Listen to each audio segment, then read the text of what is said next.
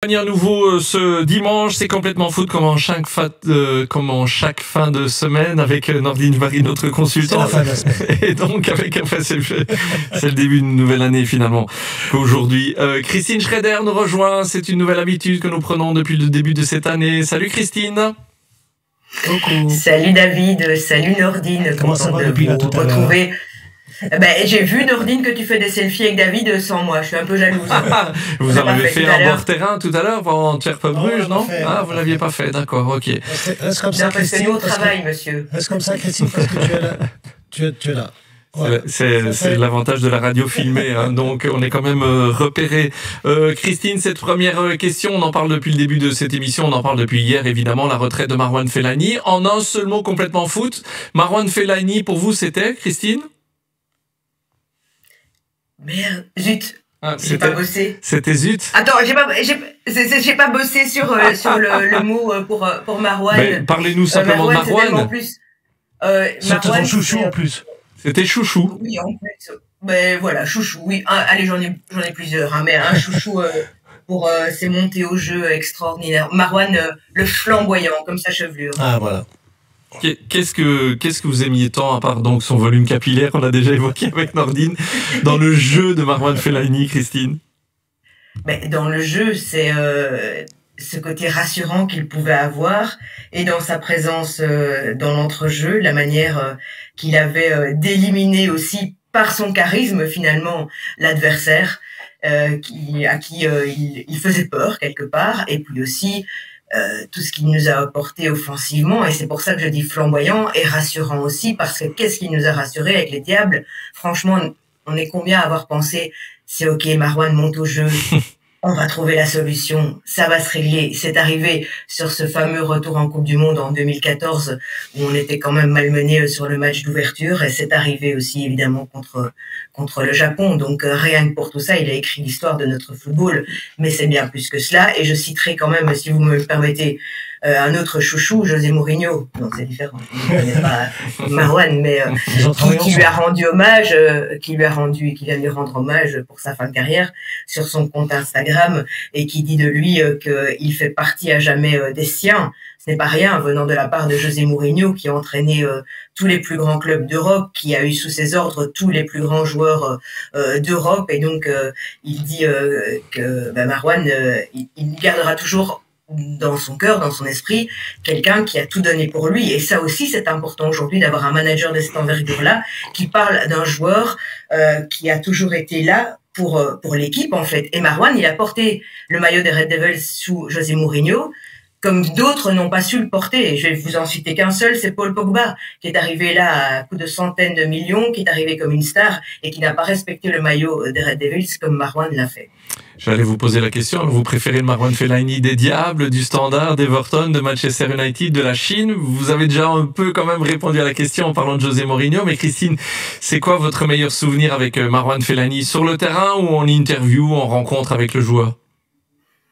Notamment, par exemple, alors je vais vous parler de sa période à Manchester United, parce que j'avais eu la chance d'aller en reportage sur un derby de Manchester, donc à Old Trafford, à l'époque où City prenait déjà le dessus sur United, et United s'était incliné 0-3.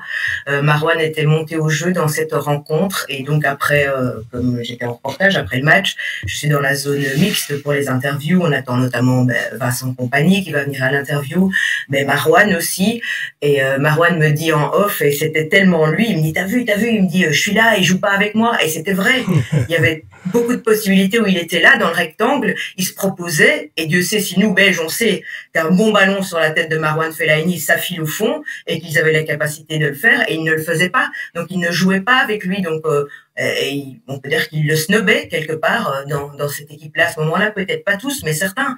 Et donc c'est ça aussi l'histoire d'une carrière pour un joueur. C'est ce qu'il a été à Everton, il était vraiment au sommet. J'ai eu aussi la chance d'aller en reportage, et c'est pour ça que je parle plus des reportages, parce que ça reste des moments quand même de privilégiés, donc je mesure bien ma chance d'avoir pu aller notamment avec Marouane en reportage à Everton. C'est Miralas venait d'arriver, et grâce à Marouane, on a pu aller sur le terrain de Goodison Park pour marcher sur le terrain, faire l'interview entre les deux buts, et il était bien interdit de marcher sur le terrain de Goodison Park. Mais pour Marouane, l'autorisation était là, on pouvait monter sur le terrain. Des souvenirs en off aussi, évidemment, hein, Nordine. Vous en avez quelques-uns, vous pouvez pas les raconter tous, je pense. J'en ai au Maroc aussi. Ouais. Ça vous met dans l'embarras. Par contre, pour une anecdote avec José Mourinho, parce que José Mourinho, Christine a raison, il l'adorait. Vraiment. Un jour, je me rappelle, Christine s'en rappelle, il a reçu un carton rouge avec où il était en tête-à-tête avec Agüero, justement contre City, et donc il a été exclu, il était très fâché, il était dans le vestiaire après le match, très très fâché, et c'est lui qui m'a expliqué, et Mourinho l'appelle, et il se retourne vers Mourinho, mais très fâché, voilà, il se dit, s'il va me dire quelque chose, je vais m'énerver, et Mourinho lui a dit, viens me donner un petit bisou, ici. Et après, à la conférence de presse, il a cassé Agüero, il a défendu Marouane Fellaini, et ça c'est Mourinho aussi. Ça m'étonne pas qu'il aimait bien Mourinho, que Mourinho aimait bien Marouane Fellaini, parce que Mourinho a connu les Lampard, tous ces joueurs-là, les jeunes Thierry, qui étaient des guerriers pour lui, et Marouane a été un guerrier pour lui, et ça il aime bien Mourinho. Christine. Et puis il était tellement attachant aussi, justement, c'est tellement un plaisir de pouvoir le rencontrer aussi autour des terrains, et quand il racontait que non, il donnait pas de coup de coude, il n'y pouvait rien, son coude était à la hauteur de la tête beaucoup trop petit, où il avait toujours aussi, il a toujours ce sens de l'humour qui n'appartient qu'à lui, et il a réponse à tout en fait, et c'est tellement beau aussi. Puis rappeler aussi autre grand manager, Louis van Gaal, oui, qui a dit de Marouane que c'était le meilleur contrôle de la poitrine de la planète football. C'est pas rien non plus, parce que c'est important justement. C'était vraiment la tour de contrôle dans un entrejeu défensif. Oui, et avec Louis van Gaal aussi, c'est bien la preuve que Marouane était vraiment un professionnel et qui sait pas jouer avec le frein à main. Quand Van Gaal est arrivé, il connaissait pas en fait Marouane. Ça, j'ai toujours trouvé ça incroyable. Et il le dira jamais Marouane, mais Giggs l'aimait pas trop. Et Giggs a bien cassé du sucre sur son dos. Donc Van Gaal l'a même pas repris quand il est arrivé. Et un jour, ça, heureusement que Van Gaal, on l'aime pas, mais c'est un professionnel. Il filme les entraînements. Donc ils étaient à l'hôtel pour un match, et il regardait l'entraînement. Et il a regardé Marouane, et il a trouvé très très bon. Marouane est sorti de l'entraînement, il a reçu un coup de fil, il devait venir à l'hôtel. Il est monté directement dans sa chambre. L'adjoint l'a appelé, lui a dit, tu dois descendre. Il est arrivé à la table de Van Gaal. Van Gaal lui a dit, tu sais pourquoi tu es ici? Je t'ai vu t'entraîner. Aujourd'hui, tu fais partie de la table des winners. Essaye d'y rester. Et c'est comme ça qu'après, il est resté avec lui. On évoque évidemment Marouane Fellaini ce dimanche soir dans Complètement Foot, vous l'entendez, avec Nordine Jbari, avec Christine Schrader. On a parlé de sa timidité, de ce mal à l'aise avec les médias, parfois avec les interviews. Bon, vous entendiez bien, si j'ai bien compris, Christine, donc il n'y avait pas de malaise entre vous, mais selon vous, pourquoi il n'aimait pas cet exercice, vous qui l'avez croisé souvent, Christine?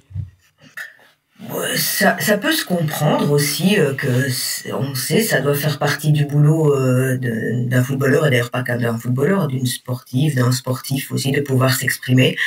Mais j'ai toujours pas mal de compréhension pour le fait aussi qu'on ne prenait pas spécialement de plaisir dans cet exercice-là. Après, je crois qu'une fois qu'il y était, de fait, si les connexions se passaient bien, il s'amusait quand même bien aussi. J'ai le souvenir d'avoir aussi eu la chance de l'avoir en plateau sur une finale de Coupe d'Angleterre. Donc il était sur BTV ou Sport. Enfin, il était toujours très sympa. Je pense qu'il a aussi la reconnaissance tout de même de ceux qui le suivent véritablement. Pour pouvoir en parler aussi véritablement quelque part.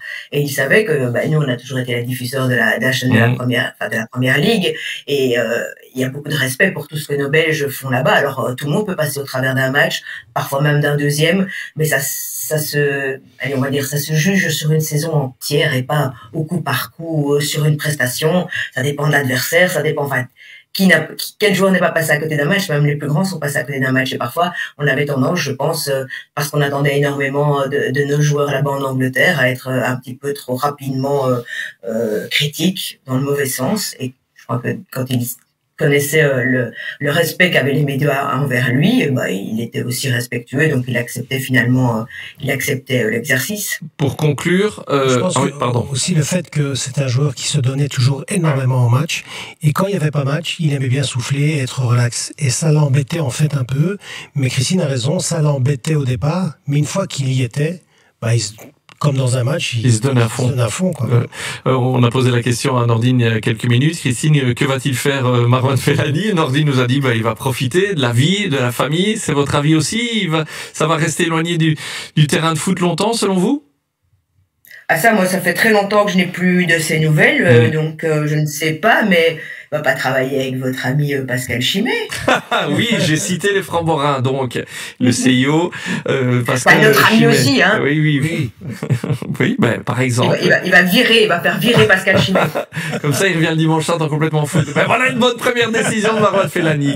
Alors, il y a quelqu'un d'autre qui doit sauter, David. Oui, non, c'est vrai, pardon, c'est vrai, bien entendu. Je ne sous-estime pas les nouveaux, hein, Christine, ne prenez pas cette remarque, évidemment. Mais vous en doutez bien que parfois, mon côté gauche est un peu dégarni, est un peu vide. Bon, on enchaîne là-dessus. Christine Schrader est avec nous le dimanche soir dans Complètement Foot. Nordine Jbari est à mes côtés cette semaine, vous l'entendez. On va prendre une petite nouvelle habitude. C'est la première fois que je suis avec vous, Christine, en 2024, mais vous l'avez déjà fait, évidemment, lors de ces 2 dernières semaines. On s'est dit qu'en préparant cette année 2024, année de l'Euro, évidemment, championnat d'Europe, cet été, on va faire un focus chaque semaine sur les prestations de nos Belges et nos Diables Rouges. Un bon vieux top 3 Complètement Foot pour ce faire, avec 3 diables à mettre à l'honneur ce soir. Christine, qui sont-ils? Alors, vous les noterez, hein, tous les top 3. À la fin, on fera le top 3 du top 3. Hein. Exactement. Ça fera 3 x 3. Alors, l'actualité se bouscule. Hein, je vous entendais préfacer, en parler. J'ai envie carrément de répondre à l'actualité, de rebondir sur l'actualité et de placer Charles de Ketelaere en numéro 1. Il vient d'inscrire 2 buts dans la victoire de l'Atalanta en début de soirée face à la Lazio, donc c'est quand même une grosse prestation, ce qui permet vraiment aussi à l'Atalanta une nouvelle fois de coller à la 4e place, hein, d'être un nouveau concurrent sérieux pour une place en Ligue des Champions. Il est, je lis sur les références de certains sites pour avoir le compte, il est impliqué dans 12 buts depuis le début du mois de décembre en Serie A, en match officiel, 7 buts, 5 passes, plus que tout autre joueur de Serie A sur cette période-là. Est-ce que ce n'est pas beau, ça, pour un joueur qui a été en difficulté la saison dernière au Milan AC et qui est en train véritablement de s'éclater, certainement depuis le début décembre, le temps d'avoir pris évidemment la mesure, les notes nécessaires pour jouer sous Gasperini, qui est aussi un entraîneur très exigeant tactiquement, donc il progresse admirablement et donc belle performance une fois de plus. Il était double passeur décisif le week-end dernier, il est double buteur et il a pris un penalty, c'est dire la responsabilité. Koopmeiners était absent aujourd'hui, c'est sans doute lui, ils n'ont pas eu beaucoup de pénaux, c'est sans doute lui qui les prend en charge, mais en attendant il était là pour prendre ses responsabilités et inscrire le 2e but. Charles de Ketelaere, ça c'est rebondir, hein, une saison comme je l'ai toujours défendu. L'année dernière. Je l'ai toujours défendu, pourquoi? Parce qu'il a du talent, c'est un joueur de talent, alors parfois ça peut marcher, parfois ça ne peut pas marcher. Alors du côté de Milan AC, je connais des gens de là-bas du Milan AC. Le problème, c'est que lui, après un entraînement, il rentrait directement chez lui. Après un match, il rentrait directement chez lui. Et c'était une bande de joueurs qui aimaient bien sortir, qui aimaient bien aller manger ensemble. Et lui, il le faisait pas. Donc, c'était compliqué de s'intégrer. Par exemple, Alexis Salamakas a joué des années. Il a été souvent en Milan AC. Lui, il est plus volubile, il était plus avec tout le monde, il était plus avec le groupe. Et c'est un peu ça aussi, je pense, qu'il a mis en difficulté là-bas. Et ici, à Atalanta, dans un club, entre guillemets, plus petit, c'est le meilleur endroit pour rebondir. Vous savez, quand vous avez du talent, ça peut que marcher à un moment donné. Après, parfois, il y a toujours des hauts et des bas dans la vie de tout le monde, mais ça peut que marcher. Et je suis très content pour lui que ça marche, parce que je suis persuadé qu'il va devenir un joueur important en équipe nationale. Salamakas qui a marqué aussi hier avec Bologne. Le top 3 Diable Rouge Complètement Foot avec Christine Schrader en 1, Charles de Ketelaere en 2, Christine?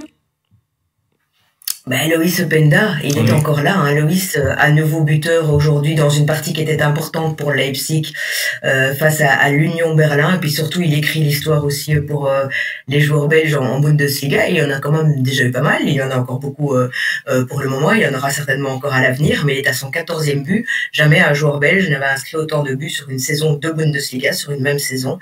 Il vient de dépasser Emile Mpenza, qui était à 13 buts en 2000-2001.